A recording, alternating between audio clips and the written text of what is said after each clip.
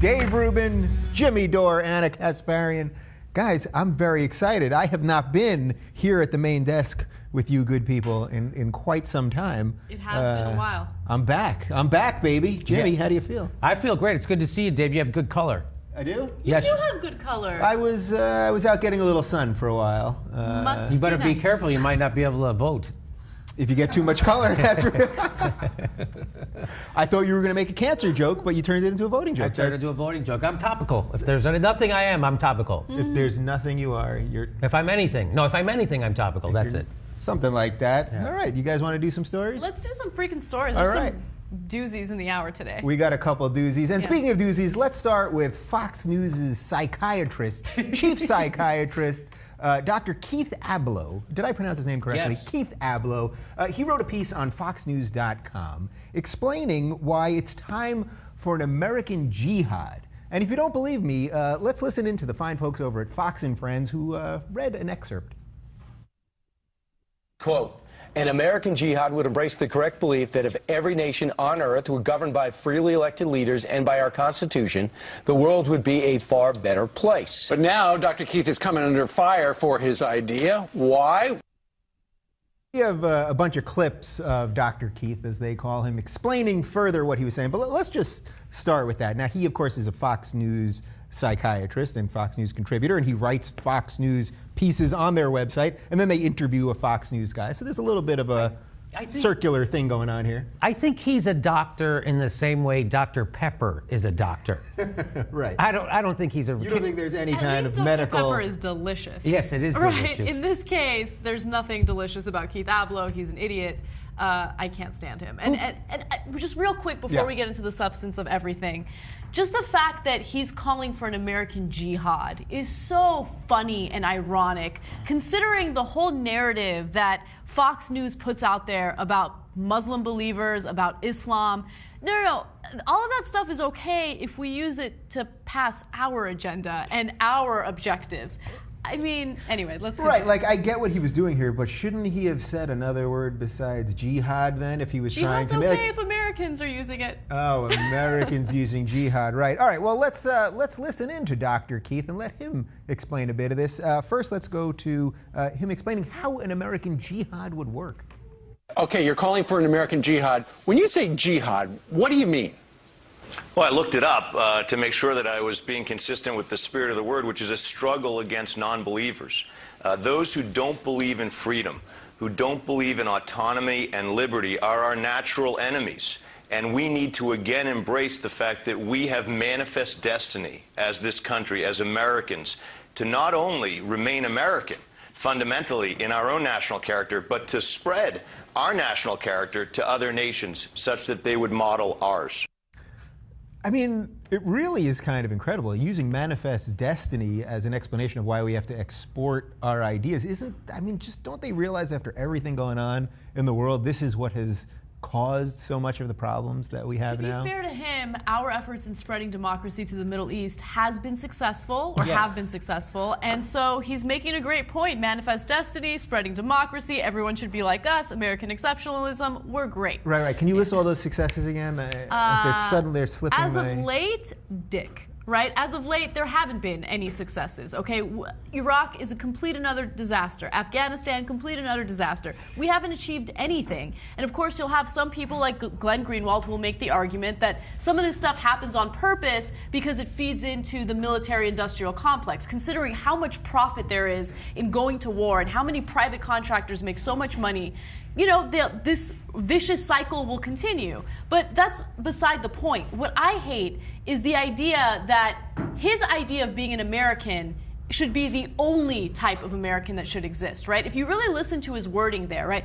He and I have very different ideologies, okay? My idea of being an American means contributing back to the society that built me up, right? The public education that gave me an opportunity to grow into a successful human being, the various governmental programs that helped me become who I am today. I want to give back to my community. The people on Fox News and people like Keith Ablow aren't in favor of that. They don't want to help their fellow American, okay? Their idea of American means hoarding the money for yourself. It's an individualistic society. That's not what the country was founded on, but nonetheless, he wants to make sure that we somehow maintain Americanism. I don't know what he's referring to. Yeah, well, I think you're making an interesting point, because we're not exporting those ideas on our shores, really, right? We're not exporting freedom that well here, or distribution of wealth that well here, and yet he feels it's okay to spread it across the Middle East. Jimmy, I know you're a imperialist, right? You like to spread your ideas everywhere? By force. Yeah, by force, always. Yeah. What do you think about Dr. Keith? You know, I almost hate that we're, you know, it's fun to make, right, because they serve it up on a platter. He's almost like Fox News' Pat Robertson now, right? Like every time he says something, you're like, oh, I want to get a clip of this, because it's got to be really stupid and funny and easy to make fun of, which this guy is. So this is. By the way, look at the way his head is over you. Can we go to Jimmy's one shot again? How are we supposed to focus on what Jimmy is saying when Keith Abloh is giving a come hither stare right behind him? His giant head right behind you. Yeah. He's smiling he's looking at you sexually. Right now he's got a Persian cat on his lap wearing a diamond-studded collar. And he's just stroking him, trying to go, oh, I wonder how much dumber I can make the viewers of Fox News. By the way, they keep bringing him on. Like, he keeps saying every week it gets a little dumber, to the point where even the other Fox News hosts are like, whoa, you're a little crazy. But it's apparently it must be good for ratings. We're talking about it. Right. There's no such thing as bad press, right? So how much of that do you think they know? Because I'm totally with you on that. You can see even in that first clip where they were reading his clip, the way he kind of laughed it off, like, well, I looked up the word jihad because we all know there's a bunch of bullshit, so... He's like that character David Letterman used to have on, the guy under the seats. Yeah. Remember? He's like, no, you didn't take anything he said seriously, and you knew it was funny. Or like when Charles Grodin used to come out and get mad at Johnny Carson when I was a kid. Like, it's that's what Keith, that's what this guy... It's just an inside joke. It's a big joke on everybody. He knows he doesn't, he's like, what crazy shit can I, with a straight face, say today? Yeah. And that's what this is. So it's not even really, he's like a Twitter guy who, you know, you just kind of ignore because you know he's not making a real point. He doesn't really believe anything he's saying. Well, speaking of the jokes, the hyperbole gets even worse as he explains how the American jihad is like chemo to cancer. The folks that are saying Allahu Akbar are worshiping a far different God than the God that I worship, and they also have a history for hundreds of years having a completely different set of government. So will they understand this language that you propose us speak to them? I think cancer understands chemotherapy and surgery. And ISIS should understand an America re-emboldened and throwing off the terrible sort of backlash that President Obama represented when he told us to be embarrassed of our national character, to believe we don't build our businesses.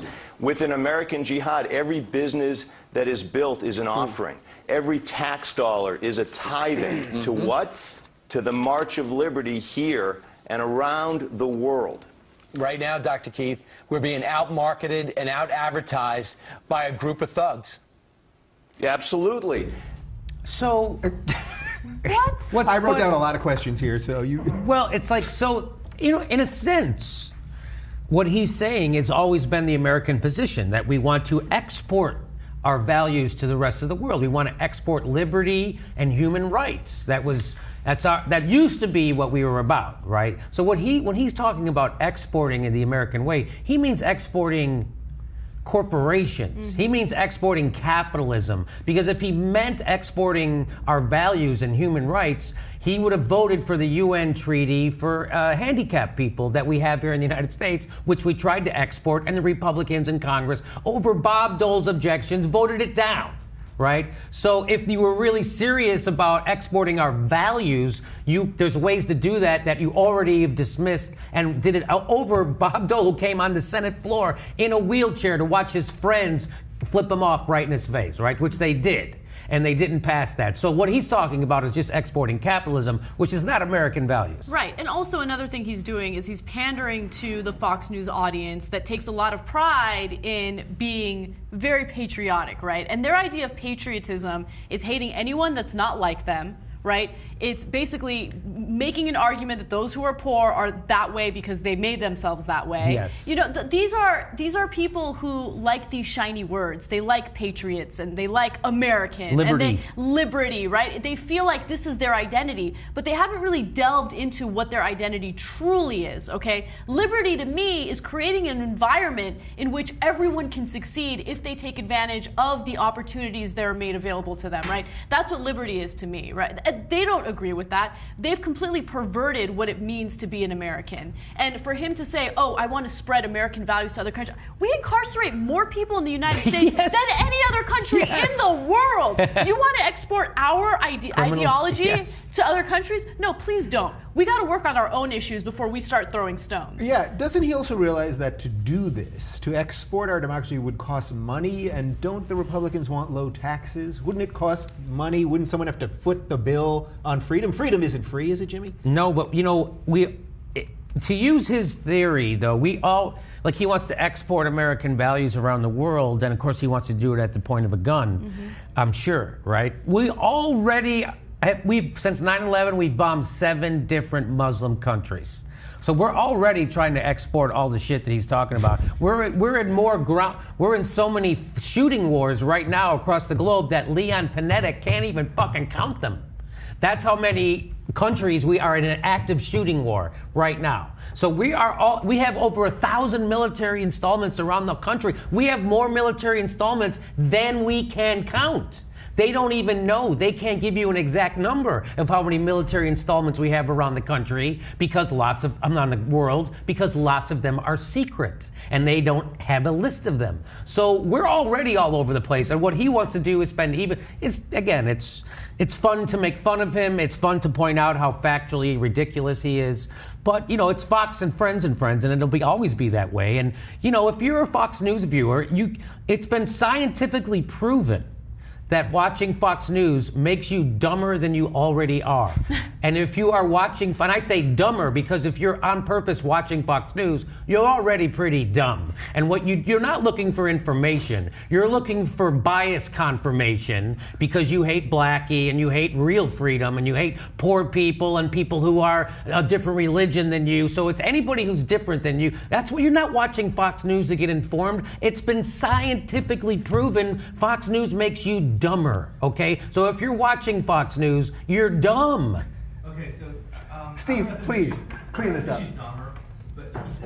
More simplistic, and that's a problem with conservatives. They have a very simplistic view of the world. Black and white? Yeah, listen to what he just said. I mean, he said that Obama told us to be embarrassed about America. He never said that. Right. Right? So in their world, either America is perfect and awesome and we should shove it down everyone's throat, or we're too embarrassed about it. It's not that way. I mean, they love America the way like a 2-year-old loves their mommy or daddy. Like, mom and dad are perfect. You can't say anything bad about it. If you do, you hate mom and dad. You know, it lacks liberals, nuance. yeah, liberals love America the way grown-ups love their parents. They see the faults, they try to improve, they try to make it better, but they love it. And to the extent that we criticize it, it's because we care. We want to make America better. And what they don't understand is that America is not a place. I mean, America is an ideal. It's a vision that, you know, that it's a rule of law, not a rule of humans. Right. And we have equal opportunity. And that's really it. I mean, everything else, you know, just changes over a period of time based on context and culture. But we have been exporting American jihadism for a while. For a long time. We've toppled governments. We've taken over natural resources. I mean, we've raped the earth many times. Those are not values that we should be proud of. And, you know, but there are other great things about America, like our, you know, human rights. I mean, that's the word that Jimmy Carter invented. So there are a lot of good things about America, a lot of bad things. And for anyone who has any kind of public forum to stand there or sit there and proclaim America to be the perfect place that we need to shove down everyone's throat at gunpoint is the exact reason why Americans are hated all over the world, because people like him. Yeah. Well, it's kind of interesting to just think of it this way. So he wants to take America and export it to people around the world But the people who want to actually come here and participate in America, he wants you to get the fuck out of America, right? Hey, I would love, I'm fighting. I'm going to walk through the desert so I can get into the United States and be part of the American dream. Get the fuck out of here. We'll bring the United States to your country, and when it gets there, you'll know because it'll explode on you. Well, Jimmy, fear not, because one more from Dr. Keith Abloh. He actually explained how he plans on doing this exporting. Also, elected officials from this country, if we can get them dual citizenship elsewhere and export them to run for office in those other countries, all the better. Okay, that's literally the dumbest thing I've ever heard in my entire life. That goes in a top 5 dumbest category. We have the worst sold-out bought politicians ever. Everyone agrees on that. I think right and left, everyone agrees. Why would they can't get anything done here, right? We can't get immigration done here, but we want them to have dual citizenship so they can start taking care of other people too? I mean, it's ridiculous, and it's not well thought out. It's just another example of him pandering to the Fox News audience. It's not like Keith Abloh sat down and started thinking about a nuanced, strategic way of spreading peace and democracy to other countries. No, the American jihad is just a way for all the Fox News viewers to feel really proud of being patriots, when in reality they're the exact opposite of what a patriot is. The same exact people that support politicians that refuse funding for the VA. So I have no respect for Keith Abloh. I don't take him seriously. If anything that you should take away from this story, it's the fact that he uses words like jihad for his own agenda. Yeah. But in any other context, it's like the most dangerous thing in the world, and we should launch wars over it. Yeah, well said. I'll just go back to the point of that Fox News makes you dumber. Now, I know Steve doesn't want to believe that or thinks that might be too radical to say, but they've actually, smarty pants people have done actual studies on this stuff. In fact, I'm reading this is from the Business Insider, and it says a study that viewers who get their news from Fox News are the most misinformed people in the country. World Public Opinion, a project managed by the Program on International Policy Attitudes at the University of Maryland, conducted a survey of American voters that shows that Fox News viewers are significantly more misinformed than consumers of news from other sources. What's more, the study shows that greater exposure to Fox News increases misinformation. So the more you watch, the less you know. Or to be precise, the more you think you know that is actually false. Damn. That's from smarty pants people who went to school and paid attention, unlike me who brought a gin and tonic to class and cheated off the Asians. True story. And I cheated off the Asians because they're smart people, so saying something like that would not be racist, am I right?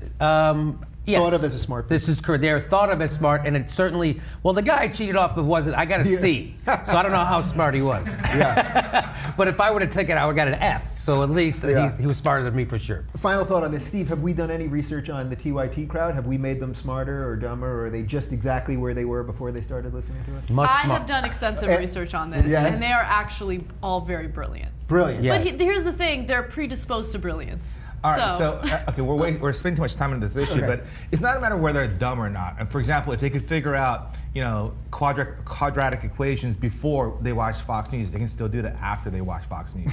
But they're very misinformed and simplistic. Our audience is a very critically thinking audience, so they don't believe just what they hear because it's they're fanboys or fangirls. They think for themselves and they process information from multiple sources, which I love. And I love that because it holds us to a higher standard. So when we fuck up, they let us know, and very vociferously so. And that's good. It's good for us. It's good for them. That's the way media should be. I mean, you shouldn't always think you're the best and you're infallible, and you should listen to your audience and get feedback. The audience shouldn't listen to idiots like Abloh and take it as fact. They should do more research and get a diversity of opinions. Well said. All right, let's move on. Let's move across the pond. We've dealt with enough American lunacy. You guys might have seen this video. British Prime Minister David Cameron was taking a run with his security detail, and someone literally ran right into him. Let's take a look.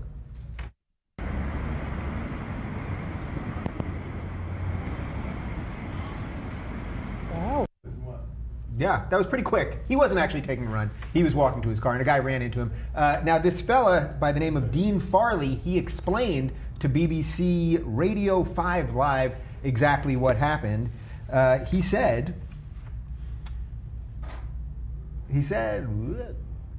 It begs. He said, it begs the question, how good is Cameron's security if I manage to run between it before they stop me? That's a pretty good point. I'm with you, Dean. I'm with Dean 100%. Yeah, he said, I ran across the road, and for all I saw, a bunch of men in suits came out of Civic Hall. So he just thought this was just a bunch of people, random people. Some business guys walking out in suits. And and this is a run that he takes every day, this guy. It was making me think, we have this thing now with the White House security and how bad it's been, and we've had 2 fence jumpers at least. A bullet got shot. They caught one of them. They caught one. They caught one of them. I guess, and then there wasn't a bullet shot to one of the windows of the White House. It took them 4 days to figure out. Yeah. Is all the security just like we think it exists, but it really isn't that great? I mean, really, think about this. A guy taking his daily run, so this is something that's in routine, is able to crash right into the prime minister. That's actually kind of bonkers. I mean, look, I don't really think this is that when big they a shoot deal. a movie here in LA, they close off a block. No shit. They have security. No and tape, kidding. And you can't get anywhere. No,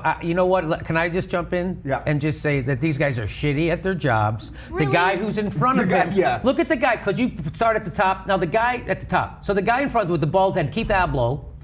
He doesn't even look. He doesn't even see this guy who's got to be running from a block away. He didn't just start running. He wasn't behind a car hiding. Right. This guy's been coming since you guys left your building, and he completely unaware because this never happens, right? Nobody. Oh shit! He could have stabbed him. Right. He could have put a gun right in his head. Anything he wanted to do, and it just, I don't. It seems like he was distracted by something. He was like staring at something off to the side, but. Look, it ended up, well, I guess he could have shot him. And he could have stabbed him. He could have done anything. I guess you guys are right. I guess I just don't see this as that big of a deal because, like, what are you going to do? Like, you're going to put him in a bubble all day long? A Pope movie. No, if you are, that's your job. Your whole, that's your job. It's not like I have to do this and then I have to get home to do paperwork. My whole thing is I have to walk the prime minister to the fucking car and make sure nobody kills him. That's my whole job. And I got 6 other guys helping me, and somebody runs right up to him. Yeah. By the way, the whole thing was so happenstance. We've got another quote from Dean Farley. He said, I gather I'd run into somebody quite important, but I couldn't know it was David Cameron. This was supposed to be a secret meeting. No one knew he was in Leeds. Nobody said, stop police as I crossed the road. I couldn't see any uniformed officers as I crossed the road. There was no cordon. So that was making me think that, because they have these guys in suits and not in police outfits, maybe that that's actually why, makes it, in a weird way, makes it less secure. Yes, I think when you're wearing a uniform, I think that sends a message, like, don't mess with us. But if you're wearing suits, you just think it's a bunch of people like at a business meeting, and you're like, what, I'm running, they're going to move out of the way. Which, by the way, a little bit of a tangent, I just have to vent about it a little bit. I don't know if this is unique to Los Angeles, but when someone is running on the sidewalk and you are blocking the sidewalk, just move out of the way. It's not that difficult. If you're having a leisurely walk, just move off to the side. Why don't people move? They just stand exactly in their place as they see someone running in their direction. You're one of these runners that you want to own the sidewalk. Is that what's going on? That's you right. want these walkers. That's We're casually trying to enjoy a nice iced coffee. No, but here's the thing. When you're walking on a sidewalk, I'm very cognizant of this. This is very important to me, okay? When I'm running, I run on the right side of the sidewalk. That way people can pass me. People who are coming from the opposite direction have the ability to pass me. It's common courtesy, it's etiquette, it's what you should do. But no, in LA, people, I don't know if it's tourists, I don't know what's going on, but they're like in the middle of the sidewalk. They see you coming. They like eye you and they're like, nope. I'm not moving. Fuck you for trying to burn some calories. It's the most frustrating thing in the world. How big is your security detail now? You run with like 4 security guards? Absolutely. And I still get people running into me all the time. I don't know what's going on. You should get Meghan McCain. She's got a good detail around her. Does she? She had quite a few people when she came here that day, right? That's she had true. a couple of cars. Not security, but she has a glam squad. She has a glam squad. Mm-hmm. I think we can all agree if it's good enough for Meghan McCain, it's good enough for Anna Kessler. Why wouldn't they just close the sidewalk down for 2 minutes? Why wouldn't you have 4 guys go and just stand there and go, okay, the guy's going to come out, and you just have to wait for a minute, the prime minister's coming out. Nobody can walk on the sidewalk. They didn't do that. Yeah. Isn't that weird? You know what, though? That was making me think that, at least here in America, our politicians are so unapproachable. unapproachable, right? You can't get near them. You can't talk to them. You can't. Because they killed them. Because they killed them here in America. Well, but it used to be back in the day, these people would actually do town halls. Even 6 years ago, when Obama first ran, they were doing more town halls. Remember, McCain was doing a town hall every day, and you could go and meet these people. You can't get near these people anymore, obviously for security reasons. But I think it does kind of make us lose a little bit of the one-on-one. We're not engaged with our politicians. Like our vote for them doesn't make much of a difference these days, right? Yeah. And then at the same time, like, do they ever really listen to our concerns? Not really. Well, they listen to the concerns of corporations, and they do totally isolate themselves from the public. You literally have to crash into them on the street for them. Now they'll make a law about that, probably. They'll listen to you. Just give them some money. They'll listen. What's wrong with you? That's how it works. You don't ask your waiter to bring you food without giving them a little tip. You got to give your president a little tip. That's something for you. Right. As well, put that in your top pocket. Now, can I have an audience? Yesterday we reported this number. I shouldn't be surprised. Of course, this is what the Koch brothers do. $250 to $290 million on the midterm elections alone. That's what the Koch brothers have contributed. Yes. How would anyone compete with that? But Chuck Todd and Luke Russert. Chuck Todd needs to make an appearance. Chuck Todd and Luke Russert brought on another millionaire who was a Democrat who spent $50 million, and so both sides do it. It's completely equal. It's completely equal, even though George Soros hasn't been giving money. But they've got some other millionaire Democrat who gave $50 million, and apparently that's equal to $300 million. That makes it equal in Chuck Todd's mind. You see what we did here? That's pretty good. We're doing a story about the British Prime Minister being run into, and we turned it into a story about American money and politics. And that is the Young Turks in a nutshell. It's the root of all evil. There you go. Really, especially in America, it's the root of all evil, money and politics. England doesn't have elections the way we have them here. They have 6 weeks, and then that's it. Here, they're running already for president. They won't stop talking about it. They won't stop raising money. So, just like RJ said when he came in here, when you get elected to Congress, the first meeting they have with you is the one about, you have to sit down for 4 hours a day and call all the rich people and beg them for money. And then you wonder why their policies reflect that of rich people, because that's who they're talking to all day. They're begging them for money. And I was making a joke about, hey, you want to talk to a politician, give them money. But that is exactly how you talk to a politician. You have to give them money, and then they'll take your call. Yeah. And on that note, to prove how little we care about money here at the Young Turks, we will take a commercial break right now with no commercials. How about that? Let's go. Anna, baby, help me build a website. Dude, you're an adult man. I don't remember what I was supposed to do. I already forgot what I said before that. God damn it. Guys, I have an awesome idea for a new website. Who wants to help me build it? Anybody? Way to fuck it up, okay? I've lost my whole concentration. Jank smash. We're trying to shoot a show. I'm the beaver! Fred! Fuckers. All right. You fucked me! Okay. Go away! It's Beaver!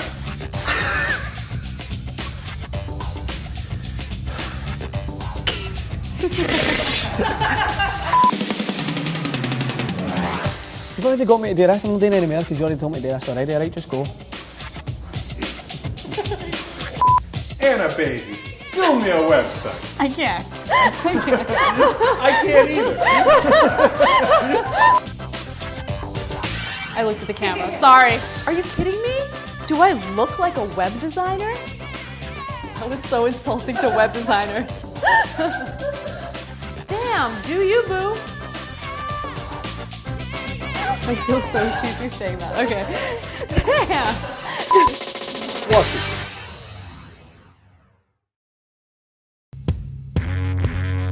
Hey, everybody. Welcome back to TYT. One thing that I want you guys to all expect when Jimmy is here is you'll see random shit on the desk. He'll look at his phone. It's just Jimmy. Like, that's... You have your phone in your hand. I'm gonna read TYT Lives right now, okay? I'm engaging with the audience. Don't question my professionalism. Oh, How dare you? All right, Eric Reed tweets, funny, I wasn't aware Phil Robertson could read. Me neither. That was a response to what I had to say about him holding that Bible in the ad. I can't get over how funny that is. The fact that they used a Bible that had duct tape all over it. So good. Okay, and then Cabbage says, he doesn't read the Bible. That is where he rolls his assorted herbs. I don't know if he smokes weed, but that would be hilarious. Bibles and guns. That's my favorite It's got phrase of duct the day. tape on it because Yeah. Oh, what? He's too busy chewing. it's because he made holes in it from when he tried to fuck it. That's anyway. Oh my God. All right. Continue chewing your sandwich. I am going to present the next story, which is actually a pretty devastating one that I cried when I first read, so I don't know if I'm going to be able to do it this time. Tried laughing? No. Definitely not. No. All right. Iran executed a 26-year-old woman by the name of Rehane Jabari, and the reason why they did so was because she had the audacity to kill her attempted rapist. Now, the person that attempted to rape her was a former Iranian intelligence official and doctor. This happened back in 2007 when she was 19 years old. And apparently she was an interior designer, and he had hired her to design his office. So they had met up one day, and she alleges that he attempted to rape her, and so she defended herself by stabbing him, and then he died. Now, she was arrested immediately. She was put in solitary confinement for 2 months. And regardless of the lack of due process in this story, they decided to give her the death sentence. And of course, there was an international outcry as a result of this. However, authorities in Iran refused to listen to any of the criticism. The only way that she would be spared from the execution would be if the victim's family came out and said, we don't want her to be executed. But of course the victim's family wants her to be executed, and that's precisely what happened. On October 25th, they decided to hang her, and she had written a letter to her mother in April after she had come to terms with the fact that she would be executed. And I'm going to read you some of what I'm sorry, this was left on a voice message. I'm going to read to you what the voice message said, at least parts of it, and it's extremely difficult to read, so I'm going to do my best.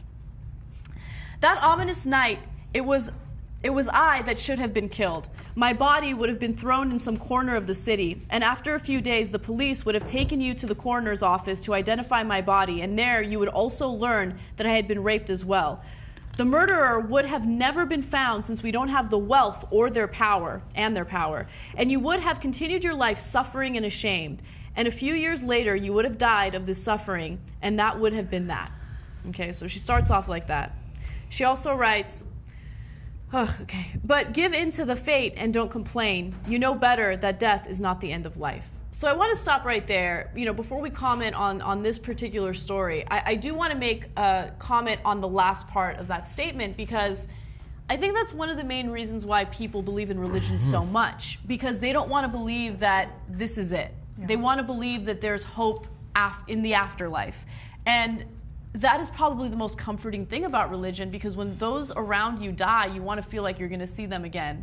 And to know that that's what she was relying on just breaks my heart. I can't handle it. Well, there's a little bit of irony, because she's being, the same religion she's finding comfort in is the same one that's murdering her. Yeah. So what would Reza Aslan say to this? What would Ben Affleck say to this? That's what I don't know. I'm not smart enough. He would probably call you a bigot for raising the question. I don't know. I mean, I'm not smart enough to know about these things, you know. When I saw Cenk talk with Sam Harris, like, they all knew way more about this stuff and the nuances and the history of the Ottoman Empire. So I don't know. All I know is that this is wrong. They're doing it in the name of that religion, and it's a whole country that does it. So that's bad. Let me give you a little more of what she wrote to her mother. She says, "My kind mother, the one more dear to me than my life. I don't want to rot under the soil. I don't want my eye or my young heart to turn into dust. Beg so that it is arranged that as soon as I am hanged, my heart, kidney, eye, bones, and anything that can be transplanted be taken away from my body and given to someone who needs them as a gift. I don't want the recipient know my name, buy me a bouquet, or even pray my name, or pray for me. I am telling you from the bottom of my heart that I don't want to have a grave for you to come and mourn there and suffer. I don't want you to wear black clothing for me. Do your best to forget my difficult days. Give me to the wind to take away." So, in response to, go ahead. I just don't understand. So the rest of Iran is cool with this. You know what I mean? Like, so there aren't any prominent women in Iran. There aren't any prominent men that go, "What the fuck?" No, none. They're all just like, "Yeah, I guess this." We just murder rape victims in our country. And Anna said there's this outcry, there's this public outcry, but at the end of the day, hey, our hands are tied. If the victim's family doesn't want it, what do you expect us to do? Yeah, What kind of creepy civilization is that? Look, I think that it's unfair of us to make an assumption that everyone in Iran is 100% happy with this or happy with it at all. Okay, when you have religious rulers that have the ability to execute you after someone attempted to rape you, you're afraid. You're afraid of that type of oppression. And so as a result, some people might be afraid to speak out. Look, I just read an article about how they're not allowed to have any public mourning. They're not supposed to, what is it called when they all get together? I'm missing out on the word. Not a funeral. A wake? Not a wake. It's when people memorialize someone. I don't know. I forgot the word, okay? But it doesn't matter. But the government is not allowing people to come together in remembrance of her. Because they're in afraid a public it's going to turn way. into some sort of civil unrest? Exactly. They're worried that it's going to turn to protests, and so they're saying that they're going to come after these people and be extremely aggressive with them. And some people refuse to listen. They're coming together in public, and they're like, no, we are going to remember her, and we're going to do it in a public way. The family has decided to hold some sort of gathering at their place, in a private place. That way people who want to remember her don't have to worry about the government coming after them or the religious leaders coming after them. But nonetheless, there's a significant amount of intimidation in Iran right now. So to say that, oh, Iranians are okay with this is extremely unfair. So yes, and secondly, it's also unfair to say this is a Muslim problem. I mean, we have a similar problem here in the U.S., and the same similar problem in the sense that we execute people. And we execute people sometimes very unfairly. And we execute those who have the least amount of power in our society. Rich people, powerful people don't get executed for anything. No, it's only the poorest ones. They get exonerated because of affluenza. Exactly. It's totally different. So when we execute people here in the U.S., and a lot of our laws are driven by our morality, which is derived from our religion, the people who are being executed, they take comfort. They have their last rites. They hold their Bible. They talk to the chaplain in prison. So there's a religious component to all of this, of course. But I would say it's a bit unfair to say that this is a religiously driven execution, although it is a religious state. So of course that's a big part of it. But the bigger problem is injustice, a corrupt system, a harsh system, and all of that, as much as it is a religious problem. Yeah, we're talking about a wealthy, I'm sorry, Gina, we're talking about a wealthy, powerful person who was killed. Yeah. So his family and the people who supported him have the resources to fight her and completely deny that an attempted rape was about to occur. Yeah. You see what I'm saying? And also, it's not like this isn't a part of our history either. It wasn't that long ago where we were executing people for very similar reasons. And I've always, growing up, I said, well, if somebody's guilty and, an eye for an eye, and if they killed that person, it would be a catharsis to see that person die, and you try and figure all of this out as you get older and as you try to figure out what you stand for and what you're about. And I think at the end of the day, the logic of it is killing that person is not going to bring your loved one back. Yeah. That is the end of the story. What are you getting out of it? You're not trading one life for another. They are not coming back. Yeah, it's vengeance. That's all it is. It's vengeance. Yeah. And it's complete denial of what probably occurred. And that's the thing. That's what's really difficult about this story. I don't think a 19-year-old would just randomly decide to murder someone, especially someone who's as rich and powerful as that guy was, right? You know what they used as evidence in her case? They're like, well, you bought a knife 2 days before it happened, so it was premeditated.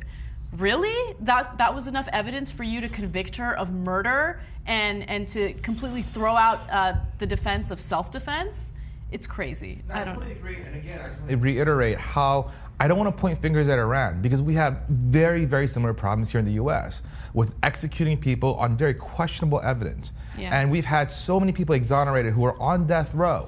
And they're on death row for very similar, bullshit evidence. Oh, he was just too black and in the wrong place at the wrong time. Boom, he's guilty. And with DNA evidence, we prove that they're innocent. But how many people did we execute who were in fact innocent?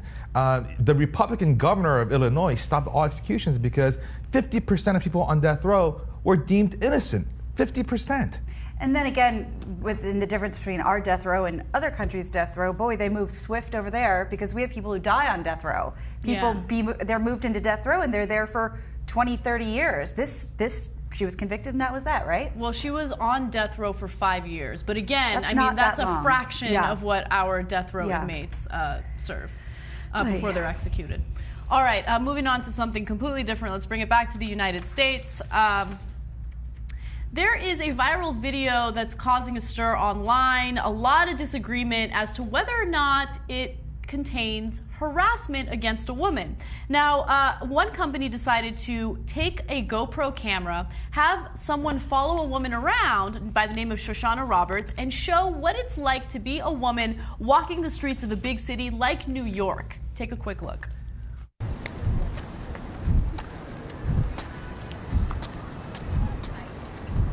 How you doing today?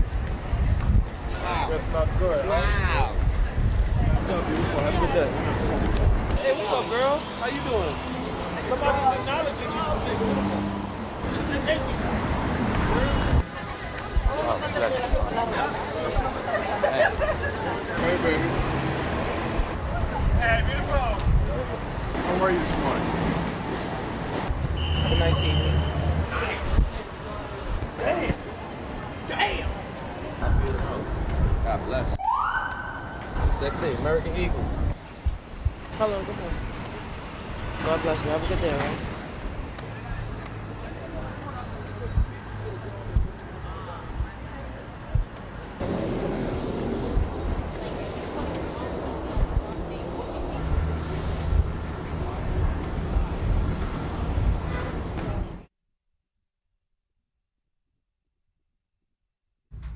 All right, so that video was put together by an organization called Holla Back, and it's gotten mixed reactions. There are a number of people in the YouTube comment section that are livid about this. They feel that it is unfair to say that this is a case of harassment or these are cases of harassment. Now she's Shoshana Roberts, the actress in that video, is getting death threats, which, by the way, if you're trying to make a point about harassment, don't harass someone or threaten their life. That usually doesn't get the message across in a clear way. But one thing that I will say is, I don't know. I'm not split on this. I think that this video did not do a good job in addressing something that actually is an issue. And the reason why they didn't do a good job is because they mixed in actual harassment with things that aren't really harassment. Someone telling you to have a good morning or a good night is not harassment. Why is that bad? So if someone tells me good morning or good night, I should be upset about that. But if someone's following you around saying things like, "Damn, baby, look at that ass," or that's harassment. That's uncalled for. Those instances should have been kept in the video, and then the instances of people saying polite things should have been taken out. Because now you have completely muddled the message and you've made it seem like anything anyone says to you in public is harassment. However, I lived in New York for a couple of years, and so this took me back because I figured I was going to get hammered for saying this, but so much of this really is just part of the New York culture. Yeah. People are more interactive. They'll say, "Hey, what's up?" But I understand absolutely what you're saying, but I think that a little teeny tiny loophole almost is the man who said, "Hey, good morning." Somebody's talking to you. Mm-hmm. So it makes those good mornings, it makes those hellos a little more aggressive and a little more predatory than you might realize in that sense. Mm-hmm. Yeah, I mean, look, in a case where someone says good morning to me, I usually just say good morning back, and then that's it. I walk away, right? And is there usually some indication that the guy's trying to hit on me? Maybe, sure. Or maybe he's just trying to be polite and wish me a good morning. He's probably trying to hit on you, but whatever, that's cool. But here's the thing. I don't want to create an environment where everyone is afraid to talk to me if I haven't spoken to them first. I think that there's a clear line that you can cross, and unfortunately, this totally blurs that line. Have you ever said something negative back to somebody who approached you like that on the street? I think so. Yeah, I have. I feel like as I've gotten older, I handle it in a more, I don't know, like when I was young, I would get really angry, right? So like if someone said like, "Hey, baby," or like "nice ass" or something like that, I'd just be like, "Fuck off," right? And now I'll say, "I know," and I'll walk away, right? And it's because, like, what am I going to do? I'm going to get mad at every instant. And I get it. I understand the women who do get upset about it. I got upset about it. But then I just realized, I don't know, I kind of want to brush it off and move on with my life and my day because I have too much going on right now to be upset at every single person. So let me ask you both a question. Let's say somebody from TMZ put a camera in your face and asked you how you feel about getting catcalls on the street from men. How would you respond? What would you say? If someone hey, put a camera in my yeah, face? I'm from TMZ. Hey, how do you feel about catcalls? I don't know. I have no idea how I would react to that. They asked that question to that woman, Hoda. I don't know how to say her last name. Cotby? Yeah. So they asked her that question, TMZ did. She said she loves catcalls. And to each his own. To each his own. And I think that's the important thing to take away from it. Yeah. I don't want to be the one who speaks for all women, right? So if I'm okay with someone, by the way, I'm not okay with people saying, damn, baby, or whatever. Just because I handle it the way I do, I don't expect other women to handle it the way I do. If you're upset about it, by all means, say something about it. But at the same time, again, I think there's a clear line between harassment and then someone just trying to be polite. And if you use examples of people saying good morning or good night to you as harassment, then people are going to get upset, and that's exactly what happened with this video. Like, I'm a little surprised they didn't include like doormen and bank tellers and her going, fuck you! I really just wanted to know if you were here to open a checking account. So I think in that sense, you're probably right. Yeah. They could have sifted a few of those out. But I think also as women, we grow to have sort of a sixth sense about people who are predatory and people who are not. You just, your hair sticks up on your neck or whatever. You just, like a cat. Like you just, you know. You don't even have to look to know if somebody's following you sometimes or if the way they said something isn't cool. So I don't think all women have it because maybe they haven't had the experience. But in general, you learn to sift. So if somebody's like, hey, good morning, I'm like, hey, dude, what's up? And if somebody said the same phrase to me, as I get older, I actually get, I wouldn't say I get angrier, but I get less embarrassed or less afraid of saying something back. Interesting. So when I was younger and I lived in New York, everything was a compliment because I didn't want to be mean and I didn't want to be rude and I didn't want to insult this poor drug dealer sitting on the street harassing women because what kind of person would that make me? What? Yeah. So now that I've gotten older, if someone's like, ooh, whatever, I'm like, oh, fuck off. And then I just keep walking. And I'm way more comfortable saying that now than I was 10 years ago. Yeah. I mean, look, if somebody crosses a line with me, I'll speak up too. Definitely. But it really just depends on what the person says. And it really depends on who you are as a woman. Something that might bother me might not bother another woman and vice versa. As a guy who I used to work construction, and I used to catcall women. And we didn't know anything. I didn't know it was wrong, right? I didn't know, like, if there was a beautiful woman, first of all, you had to alert everybody else on the crew. I love how guys work. Like, it's amusing. And what we would yell is caulking on the 3rd floor. So that meant everybody stop what you're doing and look around. There's a hot woman somewhere. That's amazing. So what would you say to her? We'd go, they're caulking on the 3rd floor, and everybody.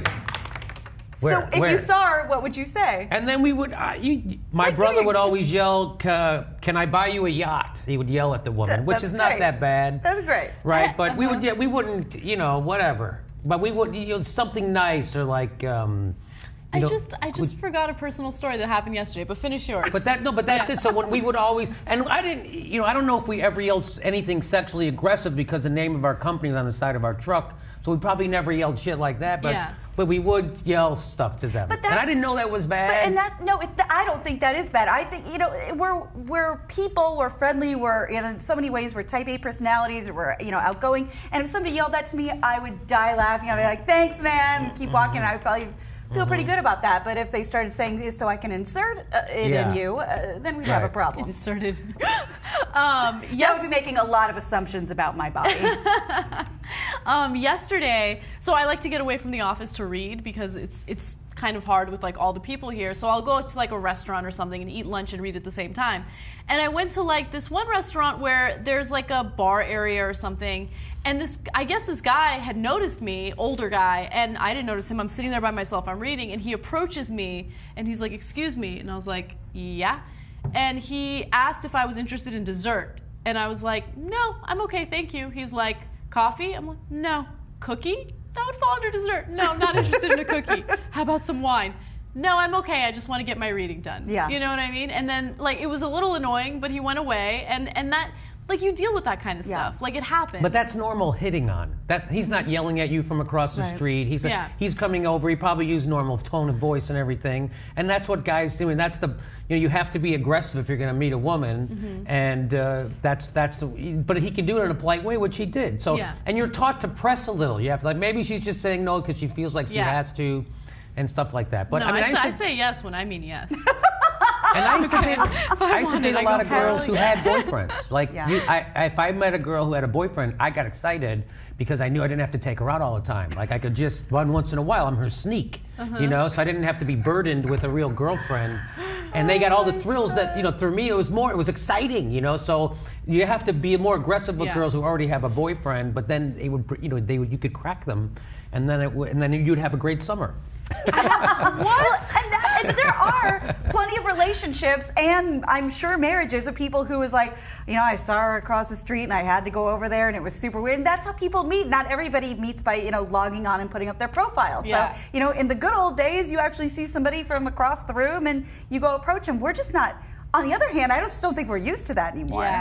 Yeah, because you go on the Tinder and the what have you and the OK Cupids, right? Yeah. That's what we were talking about, and that can also be a nightmare. Yes. But I always like doing it in person. I always felt that was my edge. Yeah. And if you ever listen to how guys talk to women in bars, I have no idea how women ever have sex with guys. Well, it's because they're fucking inebriated, lame. so. They're so lame. They have no game. They have none. They all sound like, whoever. Yeah. All right. Well, we got to take a quick break. Let's do that. And when we come back, I am going to tell you what Americans fear the most.